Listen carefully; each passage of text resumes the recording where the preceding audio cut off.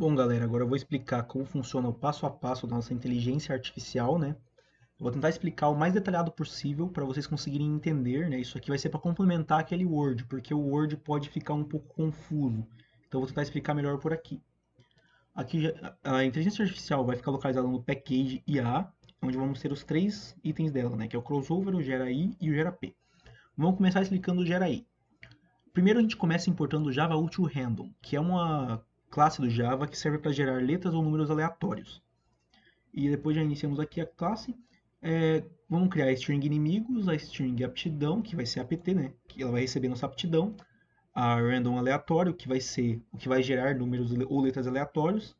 E a string tipos, que são A, B, C e D. A, B, C e D são as letras que serão utilizadas para compor os nossos indivíduos.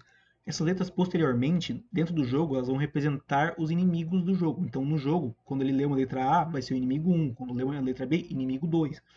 Aqui dentro elas são caracteres, mas dentro do jogo elas se tornam os inimigos. E nossos indivíduos, os genes deles serão compostos por essas letras. A gente começa o método construtor, que tem dois parâmetros. O booleano chamado tipo e o string chamado in. Na primeira parte, se o tipo for true, vamos iniciar um for de i até 10, né? Que vai de 1 até 10, onde os inimigos, que vai ser os nossos genes aqui dentro, né? Eu chamo de inimigos porque dentro do jogo cada gene é um inimigo, então aqui dentro eu chamo de inimigos, mas são nossos genes. Ele recebe um caractere de dentro de tipos, né? Um caractere de dentro de tipos. E beleza, esse char@, você coloca aqui dentro a posição dele. Então se eu colocar 1, vai receber A, 2 vai receber B, 3 recebe C. Então o que eu coloquei aqui? O aleatório, que é nossa random, ponto nextInt, que é o inteiro, né? Então ele vai gerar um inteiro aleatório entre. Se você colocar aqui nextInt 1, vai ser de 0 a 1, 2, não, se colocar, mentir. Se colocar 3, por exemplo, vai ser de 1 a 3, 10, de 1 a 10. E a gente colocou tipos lent, que é o tamanho do tipos, então vai ser entre 1 e 4, vai gerar um número entre 1 e 4. Então a gente vai gerar um número aleatório entre 1 e 4, e esse número vai ser a posição do caractere que a gente vai colocar aqui. Então se gerar o número 1, vai adicionar a letra A, se gerar o número 2, vai receber a letra B, entendeu? Então beleza. Então o inimigo recebe um caractere da variável tipos na posição aleatória. Um caractere aleatório da variável tipos. Ok. A string in não é utilizada nessa parte. Então, quando geralmente a gente vai chamar essa parte com true, a gente coloca ela sem nada dentro porque ela não vai ser necessária nessa parte. Tá? Nessa primeira parte ela não é necessária. Beleza. Se o tipo, na verdade, for falso, né, essa primeira aqui a gente está gerando um indivíduo que contém os genes aleatórios. Se for verdadeiro, vai gerar o inimigo e vai setar a aptidão para 0. Caso o booleano for falso, a gente vai gerar um inimigo que possui caracteres já pré-definidos. Ou seja, desse inimigo vai receber a variável in, que é essa aqui. Essa variável in, por exemplo, aqui no crossover, ela vai ser o false, né, que vai gerar o nosso indivíduo falso. Falso, eu falo assim só porque é true e false, né? Não é que é um indivíduo falso. Vai gerar o indivíduo e os parâmetros vão ser esses. Em vez do parâmetro estar vazio, ele vai receber o filho 1, que é um conjunto de caracteres, que é um conjunto de genes, é um gene, entendeu? São os genes de um indivíduo. Então a gente vai gerar um indivíduo com esses genes já pré-definidos. Então o desinimigos vai receber in, que são os genes. Então vamos criar inimigos com esses genes. E vamos colocar um if aqui, que se o número aleatório que vai ser gerado, aqui vai gerar esse aleatório next double gera um número aleatório. Quando a gente coloca desse jeito, ele gera um número aleatório, né? O next double ele gera um número aleatório entre 0 e 1. Então vai ser 0.0, 0.1, 0.2, 0.3, 0.4, 0.5, 0.6, 0.7, 0.8, 0.9, 1.0. São entre esses números vai ser gerado, entendeu?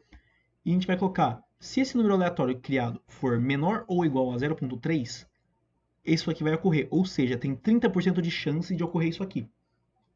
Se o número for menor do que 0 ou igual a 0.3, desinimigos vai receber mutante de in.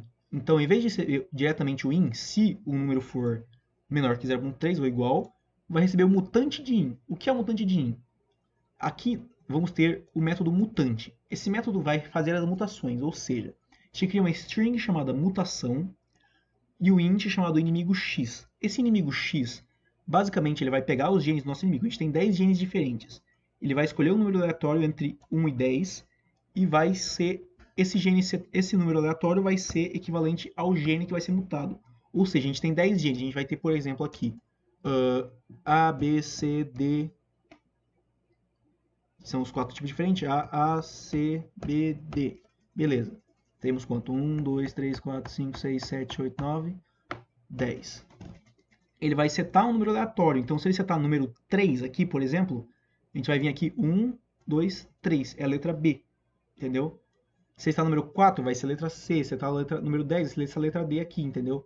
Ele vai setar um número aleatório de 1 a 10 e esse número vai ser o equivalente a uma dessas letras mais pra frente, né? Por enquanto ele só seta um número aleatório. O inimigo X vai ser um número aleatório.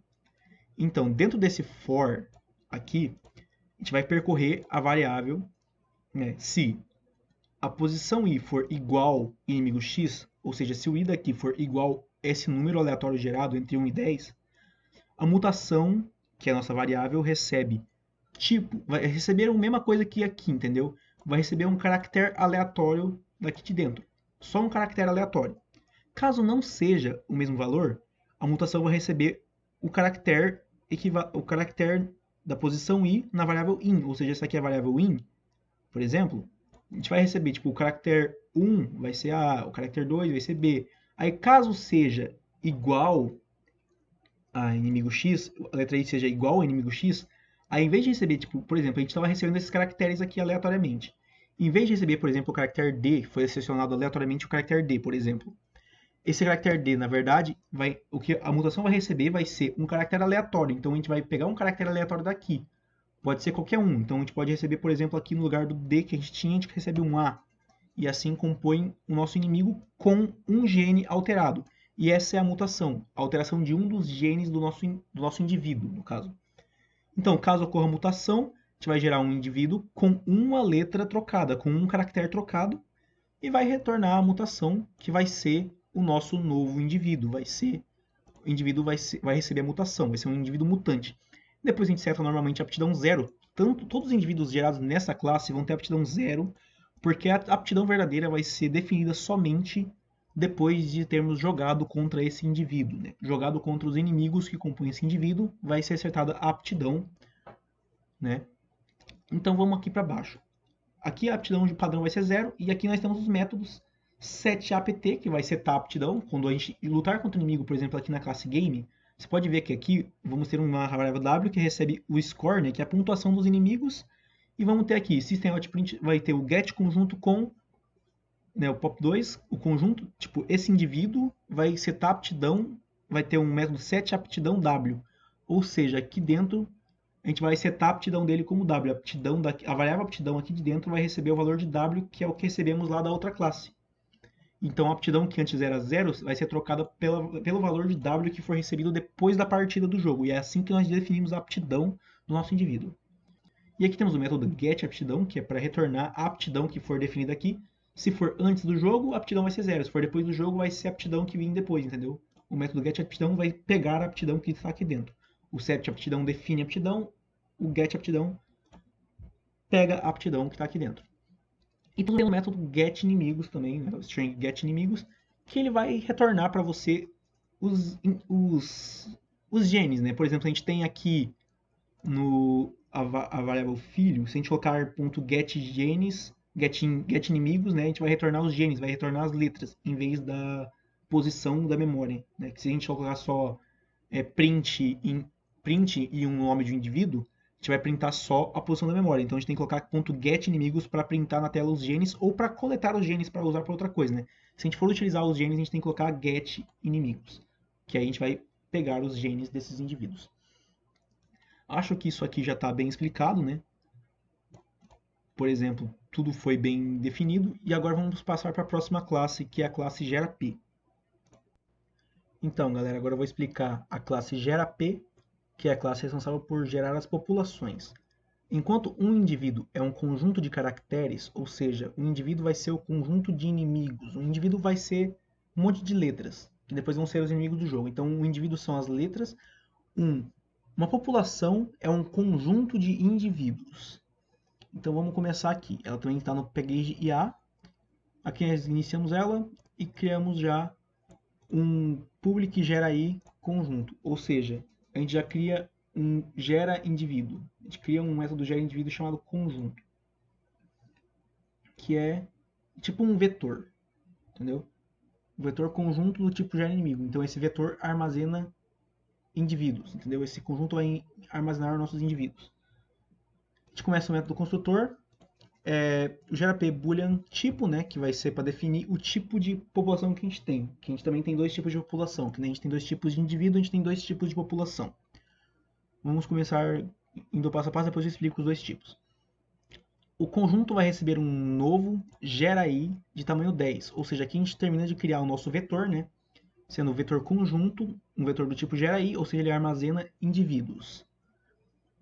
Se o tipo, né, o parâmetro tipo for true, vamos iniciar um laço de repetição, onde a posição i do vetor conjunto vai receber um novo indivíduo que vai ser gerado, né, na classe gera indivíduo. Então ele vai receber um indivíduo gerado pela classe, com os parâmetros true e vazio, né? True e vazio.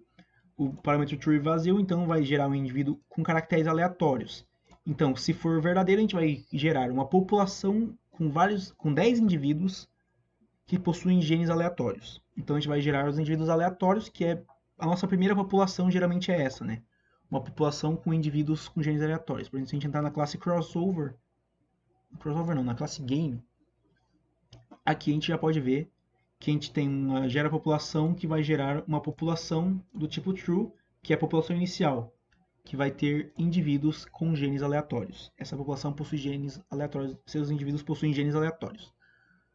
Caso o tipo, na verdade, for falso, né, a nossa população vai iniciar o vetor conjunto, só que os indivíduos, em vez de receberem valores aleatórios, os indivíduos serão nulos, eles não possuirão valor nenhum.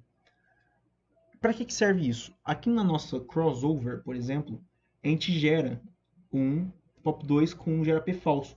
Isso serve por quê? Porque aqui dentro a gente vai adicionar os indivíduos que a gente quiser. Então aqui a gente vai gerar indivíduos e adicionar aqui dentro. A partir do crossover a gente gera indivíduos novos. E esses indivíduos vão ser colocados numa população que não precisa já vir com indivíduos, ela pode vir vazia, porque a gente vai colocar os indivíduos aqui dentro. Então, a gente gera uma população com indivíduos nulos. A gente também tem aqui dentro de game, por exemplo, um tipo de gera p, que é como se fosse uma variável. Aqui é um gera p pop2. Ela não contém nem o nosso conjunto, né? Nem o nosso vetor. Ela só é uma variável gera p. Mas para que serviria isso, por exemplo? Ela não serve para você adicionar inimigos ou essas coisas. Ela serve para você adicionar populações. Então, por exemplo, aqui o pop2, que ela é vazia, recebe um pop. Então, é uma variável do tipo população. Ela vai receber uma população, entendeu? Ela não serve para nada além de receber populações. Mas depois que ela recebe, ela se torna uma população normal, que tem indivíduos e essas coisas dentro. Mas antes disso é só uma casca vazia que depois vai receber uma população e se tornar uma população, né? Que nem ela depois vai ser usada aqui como uma população mesmo, mas de começo é uma casca vazia que depois recebe uma população. Só para deixar isso explicado para caso depois no quando entrar na classe game alguém ver isso aqui, entender o que é, porque que essa aqui não tem parâmetros, por exemplo, né? Porque ela é só uma casca vazia que depois vai ser adicionada a uma população dentro dela. Continuando o gera P, né? Temos a população com indivíduos aleatórios, indivíduos que possuem genes aleatórios, né? População sem indivíduos, né? Que os indivíduos são nulos. Essas são dois tipos de população que podem ser criadas. A gente tem aqui o gera i get conjunto. Esse get conjunto, no caso, serve para você retornar como é que eu vou falar? Caraca, agora me fugiu da cabeça. O get conjunto retorna um indivíduo. Eu acredito que seja isso. Cada posição do vetor conjunto equivale a um indivíduo. Quando você usa o get conjunto, você retorna um indivíduo. Tá certo.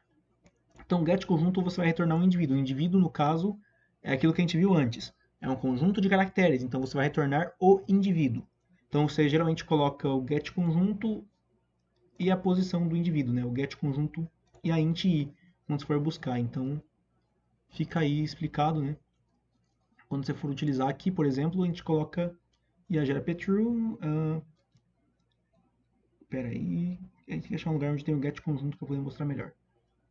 Get conjunto, bop2.get conjunto i, ou seja, a gente vai selecionar o indivíduo da posição i. E ainda por cima aqui a gente já tem também um exemplo, espera aí, também temos um exemplo já do get inimigos também, né? Que é o que retorna os caracteres desse indivíduo. Então, o get conjunto retorna o indivíduo e o get caracteres retorna os caracteres que estão dentro deste indivíduo. Então, o get conjunto retorna o nosso indivíduo, ele retorna um indivíduo de dentro da população. Então, get conjunto i, primeiro indivíduo da população, né? O indivíduo da posição i. Get conjunto 1, primeiro indivíduo. Get conjunto 2, segundo indivíduo. Get conjunto 10, décimo indivíduo. Entendeu? Então é assim que funciona. Já explica, acho que isso aqui já explica bem e finaliza já a explicação da classe GeraP. E agora vamos para a classe Crossover, que no meu ver vai ser uma classe bem mais detalhada e com muito mais coisa para ser explicada. Provavelmente vou ter mais trabalho. Mas então vamos para ela, que é a classe Crossover. Bom, agora eu vou explicar o funcionamento da classe Crossover, que é a classe responsável por fazer os cruzamentos entre os indivíduos. Ela também fica na package IA. E aqui a gente começa importando a classe Random, né, que é para gerar letras ou números aleatórios. Iniciamos já o Crossover, a classe Crossover, criando já, né, nosso gerador de números aleatórios, de números e letras aleatórios, né, que é o Random aleatório. E já começamos criando o nosso método próxima geração com o parâmetro GeraPPop. Esse, no caso, é um método que vai ser chamado, por exemplo, pela classe Game. Né? Ele vai chamar a próxima geração com a população, ou seja, quando chamamos esse método, a variável pop vai receber uma geração e a próxima geração vai retornar para cá uma nova geração, entendeu? Então a gente vai fazer um crossover aqui dentro, né? O crossover vai fazer o cruzamento. Então quando a gente pede aqui, por exemplo, a gente vai solicitar uma próxima geração a partir da população 2. O crossover vai receber na variável pop a população de lá, que é a população original, a população anterior, e vai retornar para lá uma população nova que vai ser gerada aqui dentro. Então vamos começar aqui já falando, né? A variável pop vai ser a população antiga, e aqui a gente cria uma nova população com uma população com indivíduos nulos, né, no caso, que é um GeraP false, que quando a gente lembra aqui no GeraP, quando a gente cria false, é um vetor com indivíduos nulos.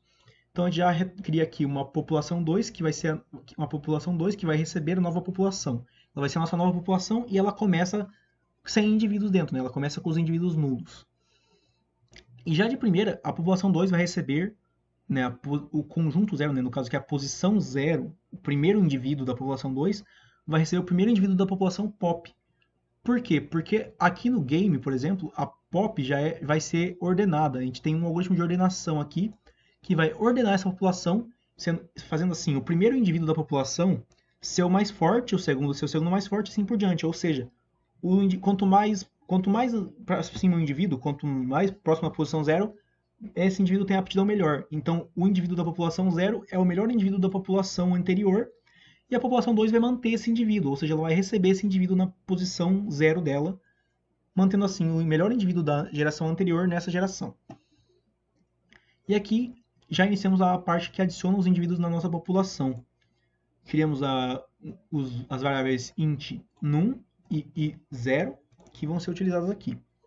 E vamos iniciar o nosso laço de repetição while, que é enquanto num for menor do que 0, realizamos o que está aqui dentro. Começamos com esse for. Esse for, que vai, né, de is 0 até is ser maior, até is chegar ao tamanho 10, né, o tamanho 9 no caso, que é ser menor do que 10, a gente faz isso aqui.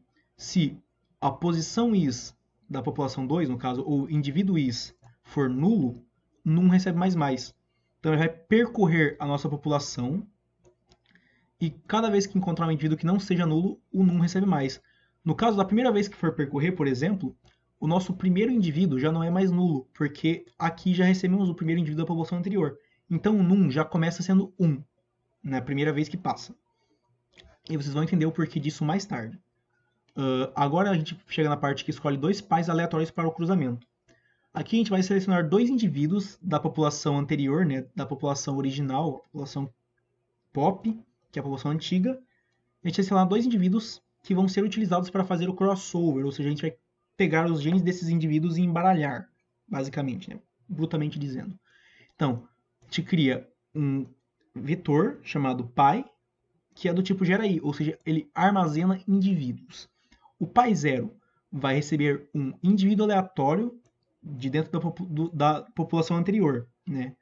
E esse indivíduo vai ser, né, aleatório porque a variável aleatório vai ser utilizada aqui. Então, aqui que é para selecionar a posição desse indivíduo, que é qual indivíduo que vai ser selecionado, vai ser aleatório entre os 5 primeiros indivíduos. Aqui o NestInt 5 vai selecionar entre os 5 primeiros indivíduos para não ter o risco de selecionar algum indivíduo que seja muito fraco, né? Um indivíduo que tenha uma aptidão muito baixa. Então a gente seleciona só entre os 5 primeiros, que são os com uma aptidãozinha melhor.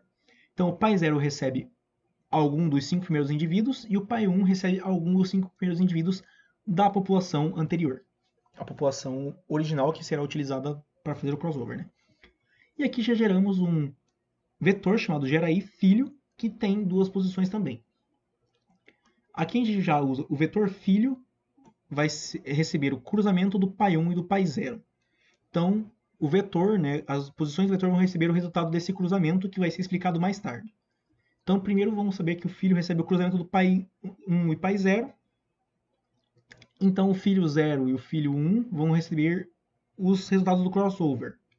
E aqui já entramos na parte que coloca esses indivíduos, após o cruzamento, essa parte coloca os indivíduos dentro da população.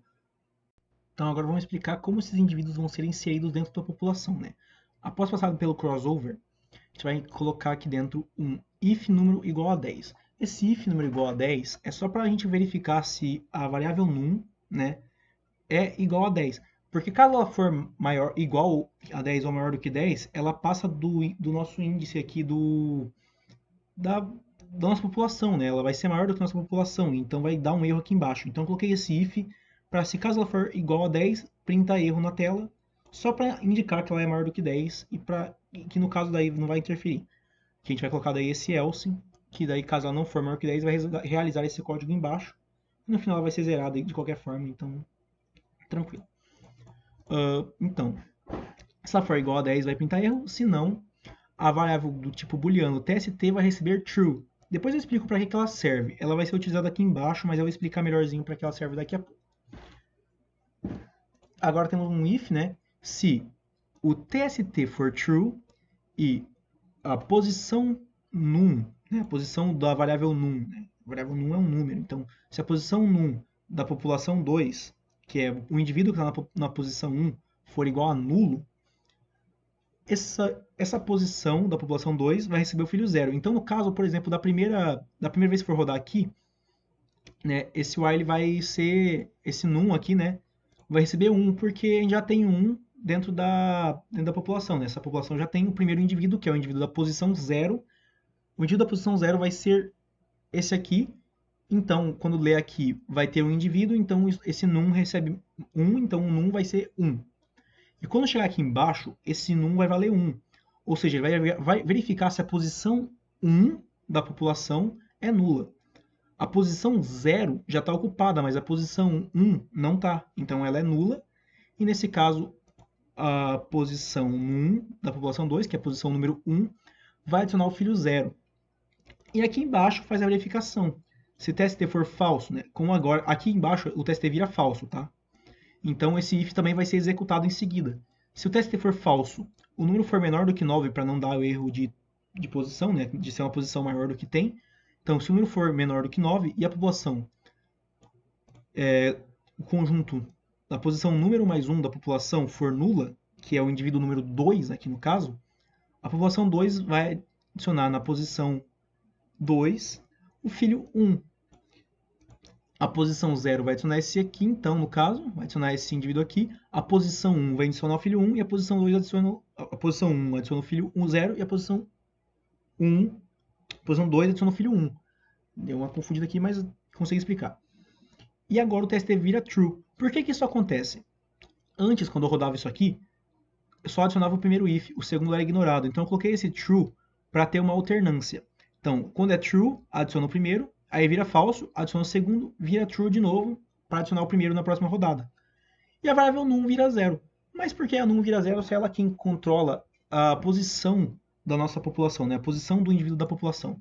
Simples, ela vira zero porque aqui vai ser lido de novo, e esse if vai ler novamente a nossa população. E no caso, depois que adicionamos o filho 0 e o filho 1 nas posições 1 e 2, agora nós temos 3 indivíduos. Então, vai ler aqui e a posição 0 não é nula, adiciona 1. Posição 1 não é nula, adiciona mais 1. Posição 2 não é nula, adiciona mais 1. Então, agora nós temos 3 indivíduos aqui dentro e a num vai valer 3. Então, quando chegar aqui embaixo de novo, o num agora é 3. E a posição 3 não está ocupada. Então ela é nula. Adicionamos o filho 0, que vai ser gerado pelo segundo cruzamento, né? Aquele cruzamento já aconteceu, então agora vai acontecer outro cruzamento. E o filho 0 desse cruzamento vai para a posição 3 e o filho 1 vai para a posição 4. Sendo assim, agora a nossa variável, por exemplo, vai ter 5 indivíduos. E quando chegar aqui, a num vai receber 5, adicionando então na posição 6 e 7. Depois vai adicionar na posição 8 e 9. E por último adiciona um indivíduo na 10 e aí fecha a nossa nova população com 10 indivíduos. Acredito que eu consegui explicar bem essa forma, de uma forma bem fácil de explicar. Não acho que vocês devem ter ficado tão confusos. Eu estou refazendo essa parte pela terceira vez, porque as outras vezes ficou confuso. E agora, então, retornaremos à população 2. Então, aqui no game, quando chamamos a próxima geração pela nossa população, a gente vai receber na população 2 a nova população que vai ser gerada do crossover. Então a gente vai mandar para eles a população antiga e a variável pop2 vai receber a nova população que foi gerada pelo crossover. Sendo assim, vamos ter a segunda geração aqui dentro. Viu que interessante?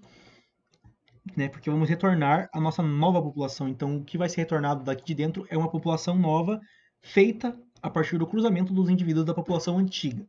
Agora eu vou explicar como funciona o cruzamento em si, né? O cruzamento é uma coisa bem interessante e fácil de explicar, então eu acredito que vai ser rapidinho. A gente cria o método cruzamento com os parâmetros geraI, in e geraI in2. Então como funciona? Quando a gente vai criar o cruzamento aqui, a gente coloca esses dois parâmetros, que vai ser o pai1 e o pai0, que são dois indivíduos aleatórios da população, ou seja, a gente vai dar dois indivíduos para o cruzamento trabalhar. Então, o in1 é o indivíduo 1 e o in2 é o indivíduo 2, que no caso é o pai 0, o pai 1 e o pai 0, que são dois indivíduos. Então, in1, indivíduo 1 e 2, indivíduo 2. Vamos criar 6 strings aqui. Essas 6 strings vão ser início 1, meio 1, fim 1, início 2, meio 2 e fim 2. A início 1 vai receber aqui o substring, o getInimigos.substring vai ser o quê? A gente vai pegar o inimigo 1, que é o nosso indivíduo. A gente vai pegar os getInimigos, que é o get... Como é que fala? GetInimigos é daqui. É os caracteres. Tá certo. A gente vai pegar o getInimigo, que são os caracteres, e a gente vai pegar somente os caracteres que estão entre 0 e 3. Ou seja, a gente vai pegar os caracteres 1, 2 e 3. Então, o início 1 recebe os 3 primeiros caracteres do nosso inimigo 1. O meio 1 vai pegar os caracteres que estão entre 3 e 7, ou seja, o 4, 5, 6 e o 7. Então ele vai pegar os 4 caracteres do meio do nosso inimigo 1, enquanto o fim 1 pega o 8, 9 e o 10, que são os 3 últimos caracteres do inimigo 1. Ou seja, cada uma dessas aqui vai receber um pedaço desse indivíduo, entendeu? E o início 2, meio 2 e fim 2 faz a mesma coisa, porém com o inimigo 2. A primeira recebe os 3 primeiros caracteres, a segunda recebe os 4 caracteres do meio e o fim 2 recebe os últimos 3 caracteres. E assim nós temos 6 variáveis contendo partes de cada indivíduo.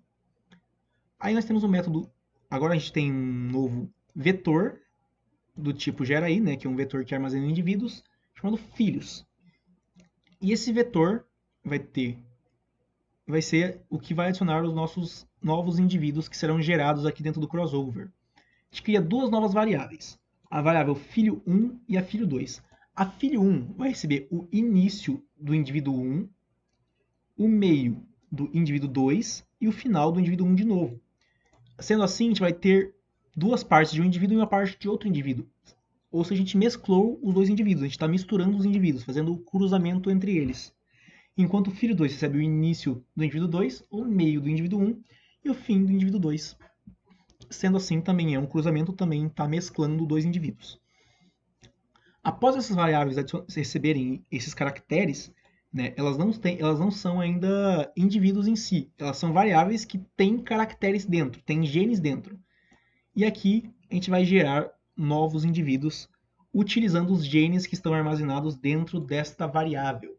Ou seja, o filho 0 vai receber uma nova, vai gerar um novo indivíduo do tipo false com os caracteres que estão dentro de filho 1. Então, aqui, por exemplo, como a gente explicou antes, vamos gerar um indivíduo desse tipo com os caracteres que foram adicionados aqui na variável in. Ou seja, vamos gerar um indivíduo que possuirá dentro dele esses caracteres. E caso ocorra mutação, esse indivíduo também vai ter um caractere aleatório que vai ser mutado, caso ocorra mutação. Então, o filho 0 vai receber um novo indivíduo que vai ser gerado a partir dos genes do filho 1, e o filho 1 vai receber um novo indivíduo a partir dos genes gerados da variável filho 2. No final, o crossover retorna os filhos, que é o filho 0 e o filho 1. Aqui para cima, né, o filho recebe o filho 0 e o filho 1 do cruzamento. No caso, então, quando a gente coloca o filho 0 e o filho 1 aqui, são os filhos gerados no cruzamento, que são os filhos feitos pelo crossover. São filhos que possuem os genes mesclados dos pais.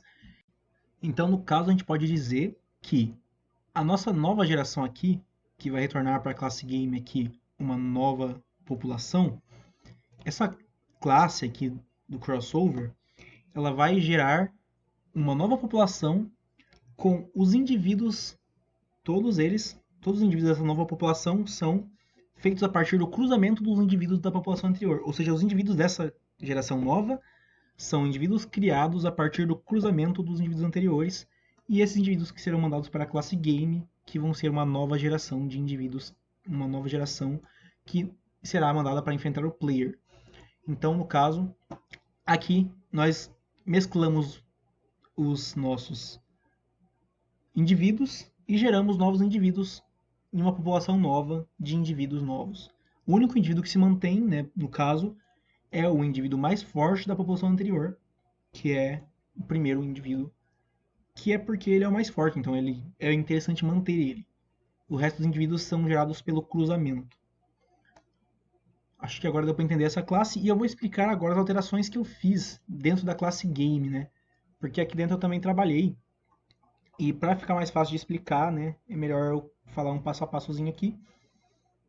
Já vou começar falando aqui sobre as variáveis que eu criei aqui dentro, né? Que é essas aqui. Vou explicar mais ou menos uma a uma. A tempo partida armazena o tempo de jogo, ou seja, quando o jogo está rodando, ela está contando um tempo. O gera pop é um vetor de gera população? Não.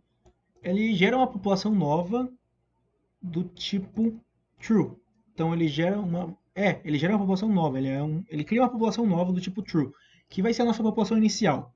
Então pop é a nossa população inicial. O pop 2 é uma casca vazia praticamente.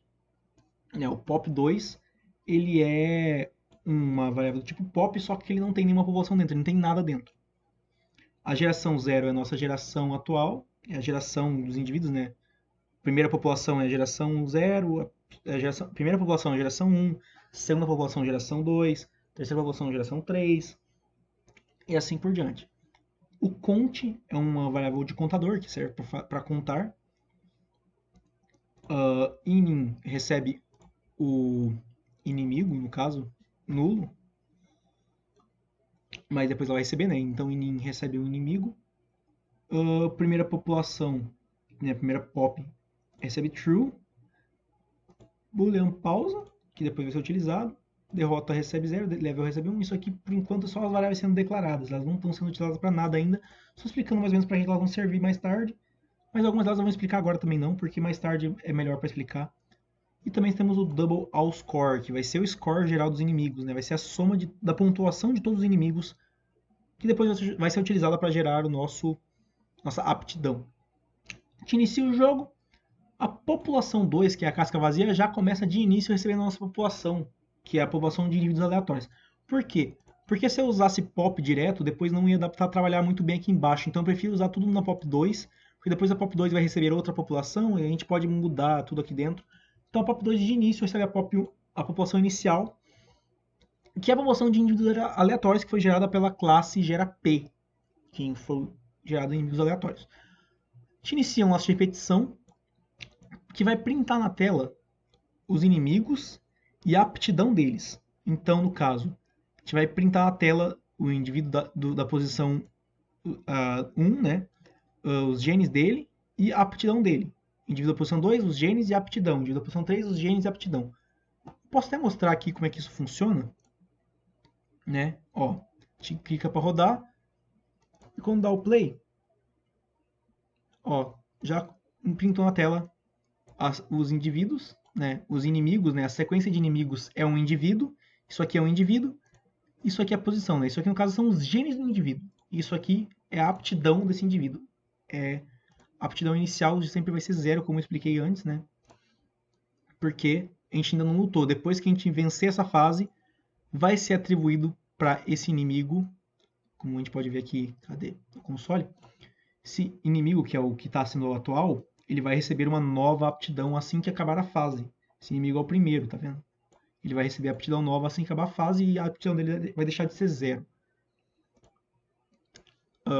Beleza, ele vai printar na tela todos os nossos indivíduos com suas aptidões, né? Todos os genes dos nossos indivíduos com suas aptidões. Depois a variável inimigo, que é inim, recebe a população 2, o index, a posição 0, né? Ela vai receber os genes do primeiro indivíduo da população da pop 2. Ele vai receber os genes do primeiro indivíduo da população. Isso. Ele vai receber os genes desse primeiro indivíduo, ou seja, ele vai receber isso aqui. Ele vai receber isso. Essa variável depois vai ser usada para aplicar isso aqui no jogo, porque isso aqui vai ser a ordem dos inimigos, né? Inimigo A, B, inimigo 1, inimigo 2, inimigo 3. Isso vai ser adicionado dentro do jogo depois e isso aqui vai ser os nossos inimigos. Isso aqui representa os inimigos. Então a nossa variável inim pega isso porque ela vai ser depois utilizada para adicionar os inimigos. E aqui a gente inicia um random, né? A classe random que serve para gerar números aleatórios. Então rand igual new random. Aqui a gente começou aqui com uma classe random. Cadê? Aqui ó, random range recebe um new random, a gente criou um novo random que é para gerar números e letras aleatórios. Então essa primeira parte aqui vai gerar nossa população inicial e printar ela na tela para a gente poder analisar a população e ver os indivíduos, né? Então a gente vai criar a população inicial e adicionar na tela e a variável inim já recebe os genes do primeiro indivíduo. Vamos passando aqui para baixo para ver a próxima parte que eu fiz alterações, né? O resto tudo aqui é parte do jogo normal que o Richard vai explicar, porque ele que desenvolveu, eu não sei explicar completamente, né? Se eu tentar explicar eu vou me perder muito e não vou conseguir explicar completamente. Então vamos só explicar a parte que eu fiz alterações, que é o que importa para a inteligência artificial, é isso. Aqui já temos outra parte que eu fiz alterações. Caso o game state seja normal, ou seja, o game state normal, o jogo está rodando. Derrota recebe o valor 0 e a pausa recebe falso. Essa pausa depois ela vai ser usada para pausar o cronômetro da partida, né? Então enquanto ela é normal, a pausa é falsa, então não tem pausa. O cronômetro está rodando normal. E a derrota é 0 porque não temos derrota, não fomos derrotados. Enquanto está rodando a partida normal, a gente não está derrotado, então a derrota é 0. Vamos lançar mais um pouquinho para frente. Eu acredito que aqui não fiz nenhuma alteração. Aqui já está a nossa próxima alteração. Isso aqui é o que define a vitória na partida. Se o tamanho do inimigo tamanho for 0, tamanho do inimigo for 0, tamanho do inimigo 2 for 0, tamanho do inimigo 3 for 0, tamanho do inimigo 4 for 0 e a vida do player tiver maior do que 0, ou seja, o player não tiver morrido e os inimigos tiverem desaparecido, significa que o player derrotou todos os inimigos. Então a gente avança de nível e a nossa variável que foi criada agora, um double W, vai receber a soma dos scores inimigos, né? Esses enemy scores são a pontuação dos inimigos. Os inimigos pontuam causando dano na gente. Então, quando o inimigo encosta no player, ele causa dano e ganha pontos por ter causado esse dano.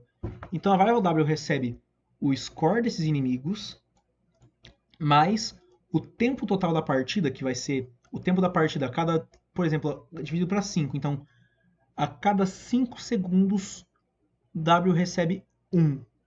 Entendeu?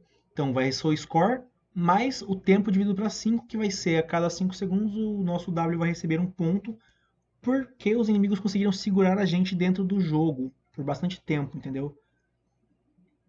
Então, como ele está segurando por bastante tempo, a cada tantos segundos vai receber um ponto, porque um dos intuitos dos inimigos é deixar a gente preso na fase, né? O principal intuito deles é matar a gente, obviamente, mas o intuito secundário é deixar a gente preso dentro da fase e causar o máximo de dano possível também, né? E a gente já começa agora um if. Se o contador for menor ou igual a 9, a população 2, que é nossa população, recebe o conjunto na posição conte, ou seja, ele recebe o nosso indivíduo que esteja na posição conte.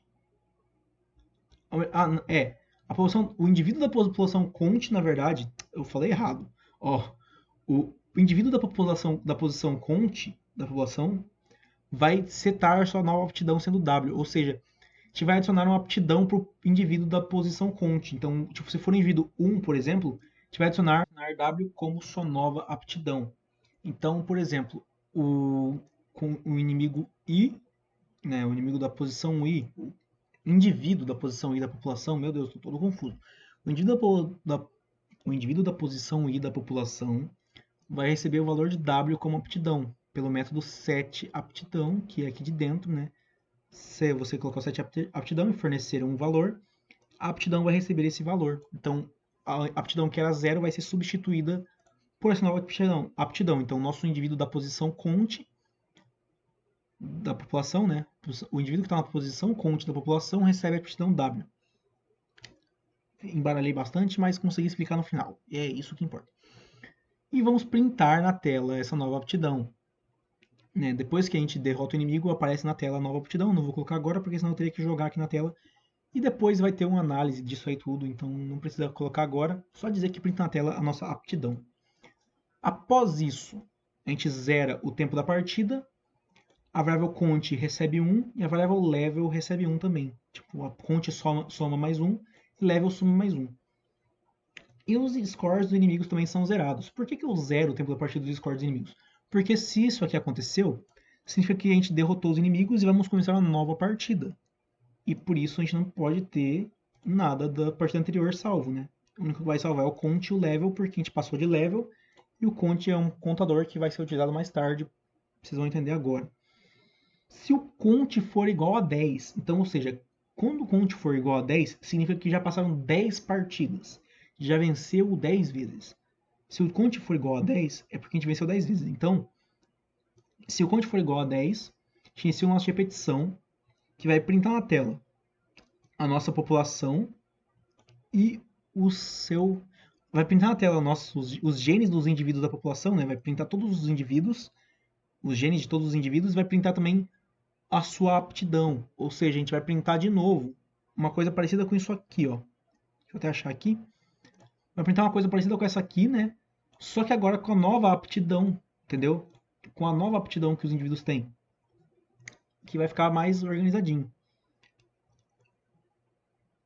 Printando essa nova aptidão, que é a aptidão que foi... Uma aptidão que foi recebida agora, né? E a geração recebe mais. Então, a cada 10 partidas, a gente passa de geração. O que significa passar de geração?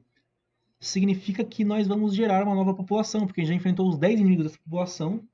Então, depois disso, a geração recebe mais, porque a gente vai passar para a próxima geração. A gente vai fazer a ordenação da população por meio de um algoritmo do tipo Bubble Sort. Então, ele vai ordenar essa população de acordo com a aptidão, sendo assim, o inimigo com maior aptidão vai para cima e o com menor aptidão vai para baixo. Então, quanto mais para cima, quanto mais próximo da posição 0 o indivíduo tiver, maior sua aptidão. Então, o indivíduo 0 é o melhor da população, o indivíduo 1 é o segundo melhor, e assim por diante, até o indivíduo 10, que é o pior da população. Então, vai ser ordenado. E aqui, a POP2 vai receber um crossover, o método próxima geração da classe crossover, que a gente já viu anteriormente. O método próxima geração vai realizar um crossover com a população atual. A população atual daqui vai ser realizado um crossover e vai gerar uma nova população que será armazenada na variável POP2. Então a POP2 agora é uma nova geração, uma nova população feita a partir dos indivíduos da geração anterior, dos indivíduos da população anterior. Então a gente vai printar na tela de novo aquilo, né? Que é a nossa. A gente vai printar a nossa geração, o melhor indivíduo dessa geração e o indivíduo em si, né? Os genes desse indivíduo e a aptidão desse indivíduo. Depois a gente vai printar um espaço em branco. A gente vai printar a palavra população, qual a geração, né? Que no caso essa primeira geração vai ser a geração 1. E aí vai dizer a geração população 1 foi eliminada. Nova população, e aqui esse for vai printar na tela a nova população, printando os genes de cada inimigo e a sua aptidão, exatamente igual está aqui. Vai printar os genes e a aptidão, só que da nova população que foi gerada aqui. Então essa nova população vai ser printada na tela para a gente poder analisá-la. E aí a gente vai enfrentar essa nova população. A variável count vai receber 1, né? Que agora ela vai recomeçar, só que em vez dela receber 0 originalmente aqui, a gente começava a enfrentar a partir da primeira posição. Como a primeira posição dessa nova geração é o indivíduo mais forte da população anterior, o count já começa no 1, porque a gente já começa enfrentando o segundo indivíduo. A gente não precisa enfrentar de novo o primeiro, porque ele já foi enfrentado. Nessa nova população, o primeiro indivíduo é o indivíduo da população anterior. Então, a gente começa na posição 1, que é a segunda posição, no caso, né? Porque como o vetor começa no 0, então 0 é a primeira posição, 1 é a segunda posição, e já começa na segunda posição, enfrentando o segundo inimigo da nova população. Então, inimigo POP2 vai receber, né, aqui, o inim recebe a posição count da POP2. Ele recebe o get inimigos, que é os genes. Então, a variável inim recebe os genes da posição count da população 2, ou seja, do indivíduo da posição count. Ele vai receber esses genes para a variável inim. E vai printar na tela count e o count. E o variável count, que é o contador, que é o que está contando, né, as gerações. No caso, esse if aqui, né, isso aqui acontece independente do if.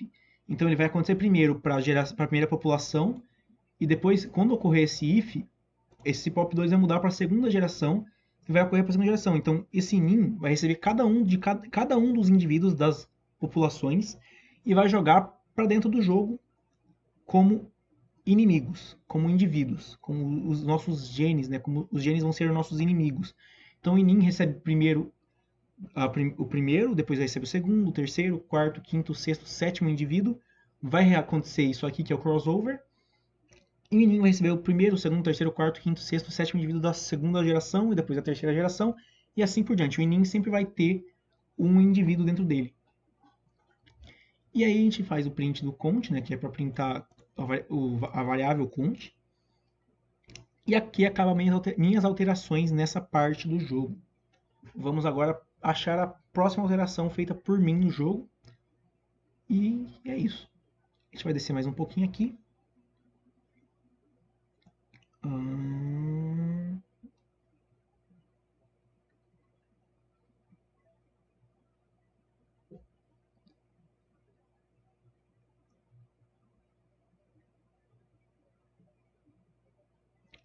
Achei a próxima alteração feita por mim, só que eu acho que o tempo de gravação está acabando, então eu vou fazer em uma outra gravação. Vai ter um corte aqui agora.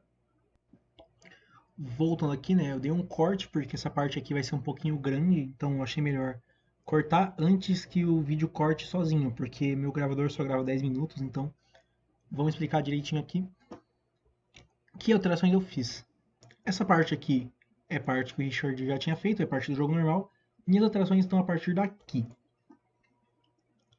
A variável allScore, que é o score total, recebe os scores de cada inimigo individual, né?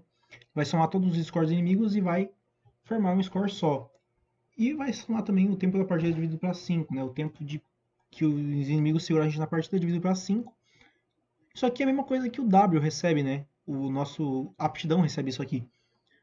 Esse allScore recebe isso aqui porque esse allScore vai ser o que a gente vai printar na tela. A gente vai colocar isso na tela para o player durante o jogo conseguir acompanhar, né? Quantos pontos os inimigos fizeram. Então aqui nós temos um drawString, que é basicamente isso aqui, ó. Ele desenha na tela do jogo. Então aqui está a pontuação dos inimigos, 0.0. drawString, pontuação dos inimigos, e a variável que vai receber um double convertido para string, né? O allScore, que é double, vai ser convertido para string e printado na tela. Então ele vai receber o allScore, que vai ser printado aqui na tela do jogo, tranquilamente. Aqui, pontuação dos inimigos, e aqui a variável allScore, convertida para texto para poder ser printada. Também temos o drawString tempo, que vai printar na tela o tempo da partida, e o level, que printa o level que a gente tá, né? Que no caso o level vai contando de 1 em 1. Cada vez que a gente derrota os inimigos de uma fase, o level soma 1, para mostrar como a gente está avançando no jogo, né? Então, level 1, o tempo tá 0 a 0 porque 0 a 0 porque não começou a correr, mas se a gente colocar aqui vai correr o tempo. O level continua sendo 1 e tudo mais. E a posição dos inimigos, você tá vendo que quando eles batem na gente, eles ganham os pontos. Então é basicamente isso mesmo. Só vou deixar claro. Isso aqui vai só desenhar na tela o nosso score dos inimigos, o tempo da partida e o level que a gente tá. Qual o nível que a gente está jogando, quantas fases a gente já passou, né? Aqui a gente tem o Game State Game Over. Game State Game Over significa que a gente perdeu o jogo, né? O Game State Game Over é basicamente isso aqui. Vou dar um play aqui só para mostrar. Ó, o Game State Game Over é esse aqui. Esse aqui enquanto o jogo tá rolando, é o Game State normal. E quando os inimigos matam a gente entra no Game State Game Over. Que é quando a nossa vida zera, a gente entra nesse Game State. Se nós perdemos o jogo, o Game State vai ser Game Over. A pausa vai ser verdadeira. O que é a pausa ser verdadeira? A pausa vai pausar, então, a contagem do tempo. Você pode ver que o tempo parou de contar porque a pausa está igual a true. E ela é o critério para contar o tempo. A pausa tem que ser falso para o tempo estar rodando. Então, como a pausa está true, o tempo não está rodando. Isso é interessante. Se eu não colocar isso aqui, o tempo continua rodando mesmo após o game over. Então, a gente pode ficar aqui um tempão e a aptidão do inimigo ir subindo. Isso não é interessante para a gente. E se a variável derrota for maior ou igual a 2, derrota recebe mais. Isso aqui é só uma variável para... Depois a gente vai utilizar ela mais tarde.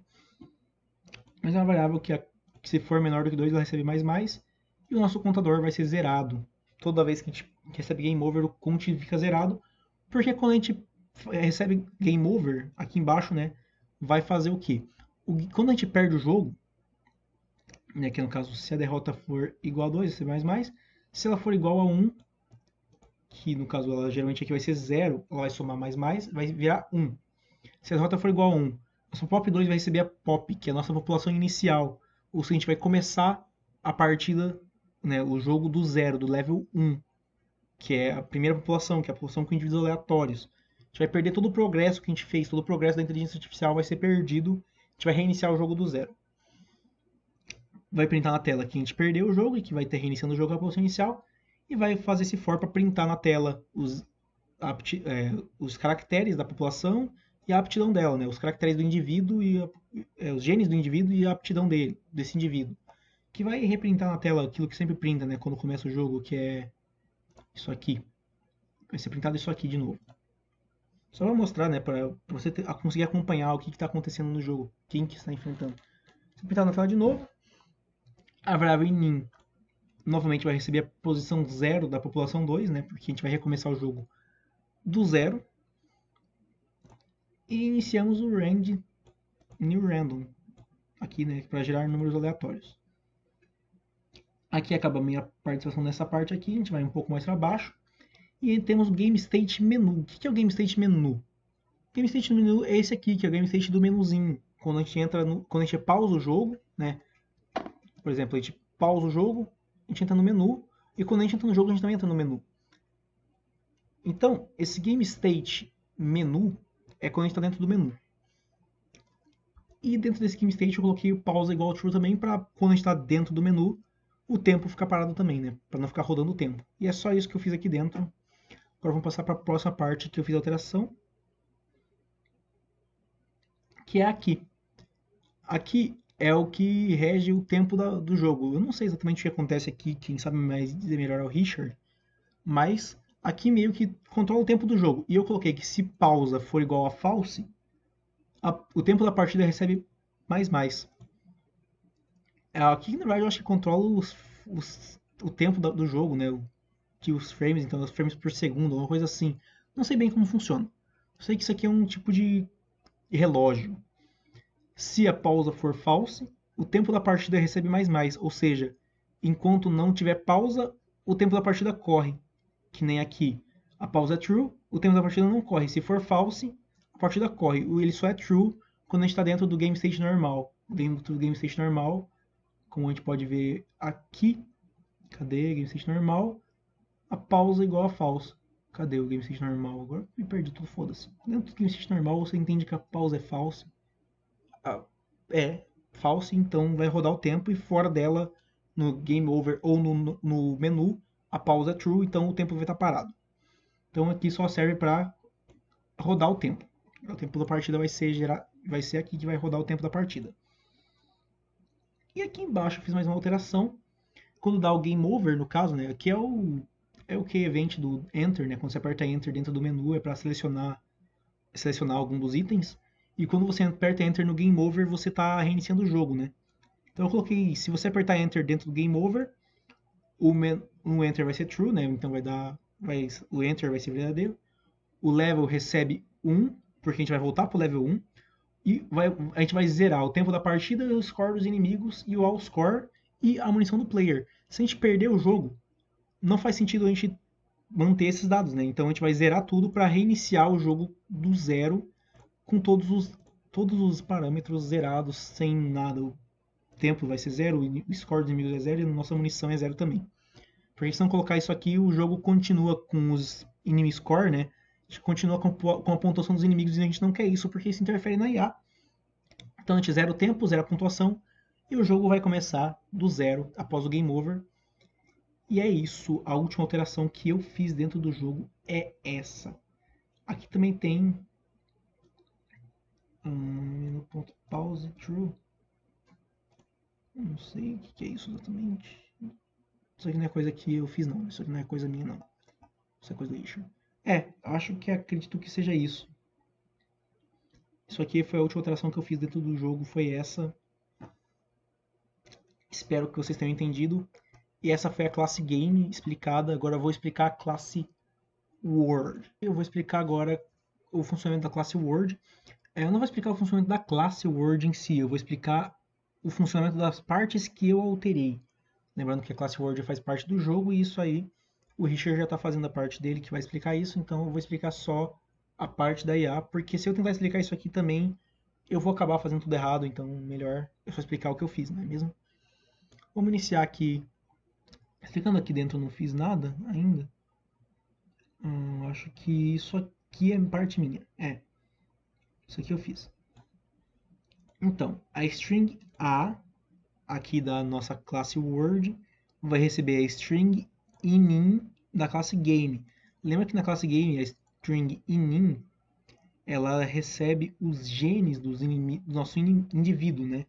Então aqui no Word a classe inin, que é os genes do indivíduo, tipo assim, na fase 1 é o genes do indivíduo 1, na fase 2 é os genes do indivíduo 2. Então a classe vai receber os genes de cada um dos indivíduos de acordo com a fase que a gente está. Porque a string A então vai ser, tipo, a string A durante a fase 1 vai ser os genes do inimigo 1, do indivíduo 1 no caso, né?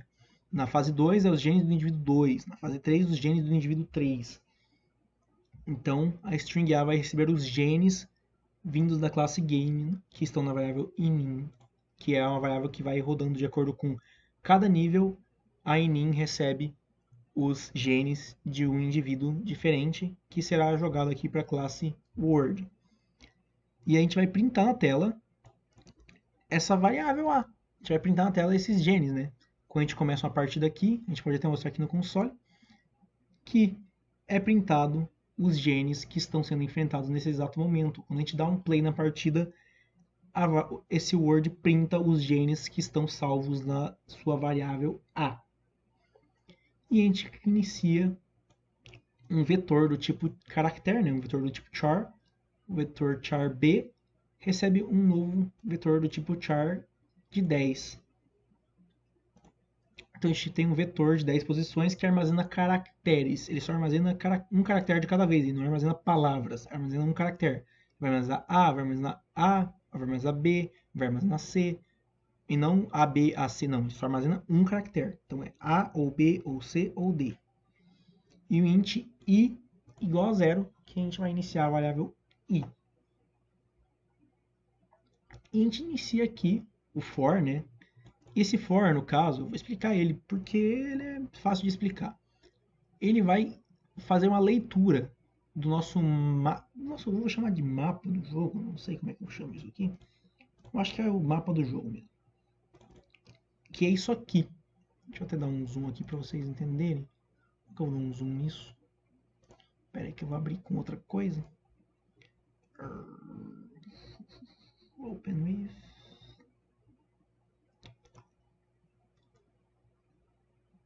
Espera aí. Travou o negócio aqui. Fechei o bagulho e fundi com tudo. Pera aí. Open with. Or. Paint.net. Cadê? Paint.net. Paint.net. Aqui. Só vou mostrar para vocês o mapa, como ele funciona, porque essa parte é legalzinho explicar, porque é fácil de explicar e você vai entender bem fácil. E é bom deixar essa parte explicada porque ela é interessante para o que vai acontecer agora nessa parte, né? Não quero atualizar não, vou colocar uma lentezinha. E aqui a gente pode ver o mapa do jogo. Tecnicamente isso aqui representa o mapa do jogo.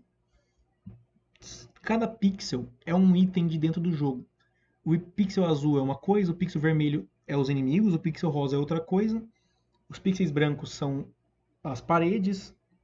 Esse pixel azul claro é o player, esse pixel cinza é a espada do player. Então, dentro do mapa, né, quando a gente abre aqui o jogo, por exemplo, ó, a espada, o player, isso aqui, e os inimigos você pode ver que estão nas posições que estão aqui. Os inimigos não, porque já se mexeram um pouco, mas eles já estavam inicialmente nas posições que estão esses pontos vermelhos.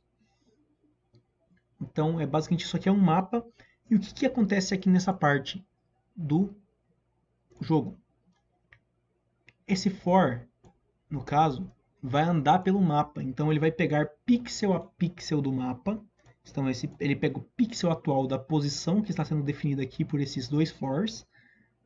Ele vai pegar, por exemplo, o pixel 1, vai verificar a cor dele, o que ele é. Então, tipo, se a cor for branco, aqui no negócio aqui, cadê? Ó, if, cadê? Se o pixel atual for da cor, essa cor aqui, que provavelmente é o branco, adiciona o... Não, se o pixel atual for dessa cor, essa cor no caso é o preto, vai adicionar o chão, que no caso é esses tijolinhos cinzas aqui, são o chão. Então, adiciona o chão. Se for branco, adiciona a parede. Se for azul claro, adiciona o player e assim por diante. Né? Deixando isso aqui explicadinho só para vocês entenderem. Isso aqui então vai andar pelo mapa selecionando pixels.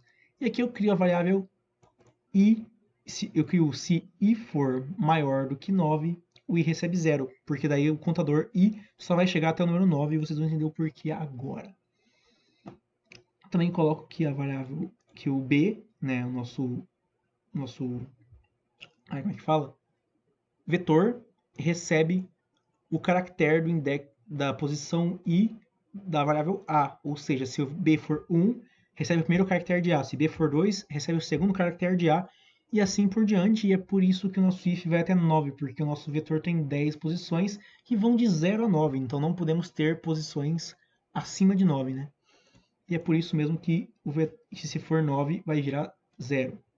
Se chegar até a ser maior do que 9, vira 0, para não dar problema aqui embaixo. Então a gente analisa pixel a pixel, se for dessa cor adiciona no chão, se for dessa cor adiciona na parede, se for dessa cor adiciona no player. E aqui começamos a adicionar os inimigos. Esse é o CIF. Se o pixel atual for essa cor que representa o vermelho e B, que é o nosso caractere da posição I, for A, se o nosso caractere for A gente adiciona o inimigo enemy, que é o inimigo 1 do jogo. Se o pixel for vermelho e a nossa posição I do B não for A e sim for B, a gente adiciona o inimigo do tipo 2, o segundo inimigo, né? O inimigo 2 do jogo. Então, por exemplo, a gente vai ler os pixels. Se esse pixel aqui é vermelho e a letra que está na nossa posição I do nosso vetor B for A, esse indivíduo vai ser o primeiro indivíduo. Se a letra for B, esse indivíduo vai ser o segundo indivíduo. Se for C, o terceiro inimigo. E se for 4, isso aqui vai receber o quarto inimigo, entendeu? E depois, quando chegar esse vermelho, né? Ou seja, quando adiciona um inimigo na partida, isso aqui vai adicionar um inimigo, que é um caractere, entendeu? Se adicionar na partida, o I vai receber I++ e vai rodar o trem inteiro. E quando voltar para cá, a gente vai chegar no segundo pixel vermelho. E aí, se o segundo pixel vermelho for A, o B for A, ou nossa, vetor B, né? O vetor B for A, vai adicionar um inimigo do tipo 1. Se o vetor B for B, adiciona um inimigo do tipo 2 e assim por diante. Então vai fazendo a varredura e de acordo com a cor do pixel, a gente adiciona o que vai ser adicionado. Se o pixel for vermelho, adiciona um inimigo.